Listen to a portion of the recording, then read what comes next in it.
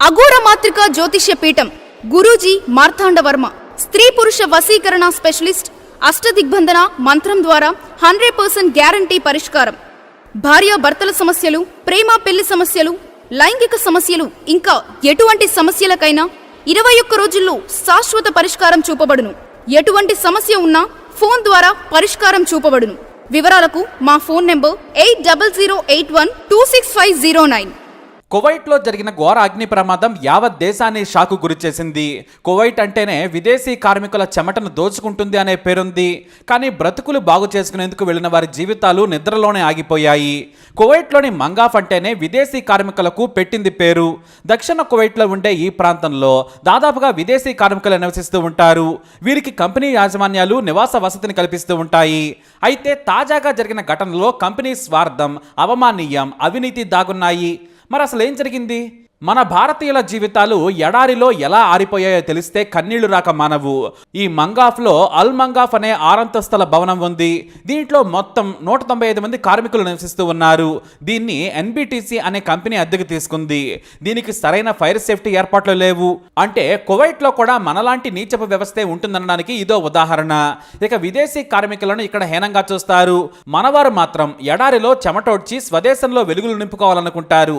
తమ కుటుంబం హాయిగా ఉండేందుకు అక్కడ దారుణమైన పరిస్థితులు అనుభవిస్తూ ఉంటారు. ఇలానే ఈ భవనంలో చాలా మంది మన భారతీయులు ఉన్నారు. మరీ ఎక్కువగా కేరళకు చెందిన కార్మికులు ఉన్నారు.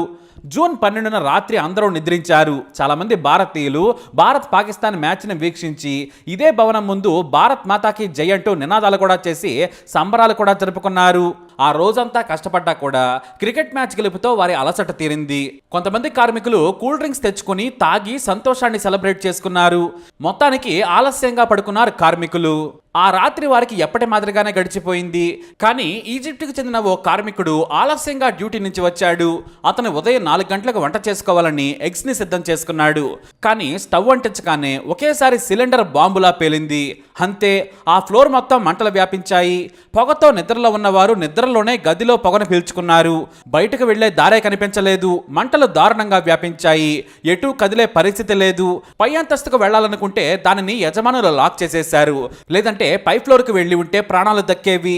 పై ఫ్లోర్కి వెళ్లాలనుకునేవారు బయటకు రావాలనుకునే మెట్ల మీదే సజీవంగా కాలిపోయారు. మిగతా వారు గదుల్లో ఊపిరాడక పొగను పీల్చుకొని చనిపోయారు. మరోవైపు పక్క అపార్ట్మెంట్లో ఉన్నవారు కేకలు విని బయటకు వచ్చి ఫైర్ సిబ్బందికి కాల్ చేశారు. కానీ లోనికి వెళ్లే పరిస్థితి మాత్రం కనిపించలేదు. ఆ ఫ్లోర్లో ఉన్న వాళ్ళంతా కూడా కిటికీలో నుంచి కిందకు దూకి ప్రాణాలు కాపాడుకునేందుకు సాహసం చేసి కాళ్ళు చేతులు విరగొట్టుకున్నారు. ఎందుకంటే ప్రాణాలతో ఉంటే చాలే అనుకున్నారు. ఎందుకంటే తమ కళ్ళ ముందే స్నేహితులు సజీవ దహనమవుతుంటే భయంతో వణికిపోయారు. ఏమైతే అది జరిగిందని సాహసం చేసి కొంతమంది ప్రాణాలతో బయటపడ్డారు. కానీ వారికి తీవ్ర గాయాలయ్యాయి. ఇంతలో ఫైర్ సిబ్బంది వచ్చి మంటలు ఆర్పే ప్రయత్నం చేసింది. కానీ అలా చేసిన తర్వాత కూడా గంటన్నర సమయం తర్వాత కానీ ఫైర్ సిబ్బంది లోనికి వెళ్లే అవకాశం రాలేదు. దీంతో ఎంతో మంది సాయం కోసం ఎదురు చూసి ప్రాణాలు కోల్పోయారు.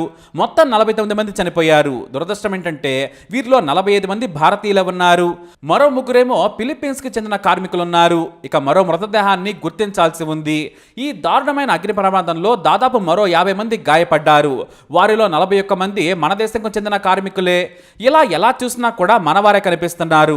బ్రతుకులు బాగు చేసుకునేందుకు దారుణమైన వేడిలో పనిచేసి ఇంటి దగ్గర వారి జీవితాలను సంతోష పెడదామనుకున్న వారి లైఫ్ ఇలా మంటల్లో కాలిపోయింది. మృతదేహాలు కూడా గుర్తించలేకుండా ఉన్నాయి. చనిపోయిన భారతీయుల్లో అత్యధికంగా 24 మంది కేరళకు చెందిన వారు కాగా మరో కొంతమంది తమిళనాడుకు చెందిన కార్మికులు ఉన్నారు. అలాగే ఉత్తర భారతదేశానికి చెందిన మరో 6 ఉన్నట్లు కూడా సమాచారం.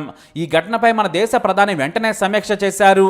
కాకపోతే ఆయన చేసిన దానం మాత్రం చాలా దారుణంగా ఉంది. ప్రధానమంత్రి గారు వెంటనే 2 లక్షల రూపాయలను సాయంగా ప్రకటించేశారు. ఈ 2 లక్షలతో బాధితులు ఏం చేస్తారు? బాధిత కుటుంబాలు ఏం చేస్తాయి? ఇది చనిపోయిన వారిని అలాగే బ్రతికున్న వారి బంధువులను అవమానించడమే.